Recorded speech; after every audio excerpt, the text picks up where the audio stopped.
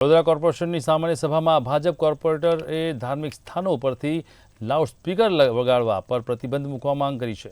ધાર્મિક સ્થાનો પરથી લાઉડસ્પીકર તેમજ ડીજે દ્વારા ફેલાવવામાં આવતા ધ્વનિ પ્રદૂષણને રોકવા માંગ કરાઈ છે। મધ્યપ્રદેશના નવનિયુક્ત મુખ્યમંત્રી મોહન યાદવે લાઉડસ્પીકર હટાવવાના આદેશ આપ્યા છે અને સાથે જ મંદિર, મસ્જિદ, ગુરુદ્વારા અને ચર્ચ સહિત તમામ ધાર્મિક સ્થાનો પરથી લાઉડસ્પીકર હટાવો।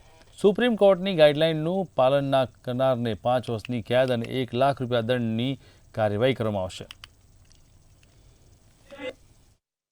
આપના જેવા મીડિયાના માધ્યમથી મધ્યપ્રદેશના આદરણીય મુખ્યમંત્રી શ્રી મોહનજી યાદવ સાહેબ દ્વારા મુખ્યમંત્રી બનતા સૌથી પહેલો જે હુકમ કરવામાં આવ્યો એ સુપ્રીમ કોર્ટની જે ગાઈડલાઈન પ્રમાણે ડીજે અને લાઉડસ્પીકરો કોઈ પણ જગ્યા પર વગાડવા પર જે પ્રતિબંધ સુપ્રીમ કોર્ટે મૂક્યો છે એની જે ગાઈડલાઈન જારી કરી છે।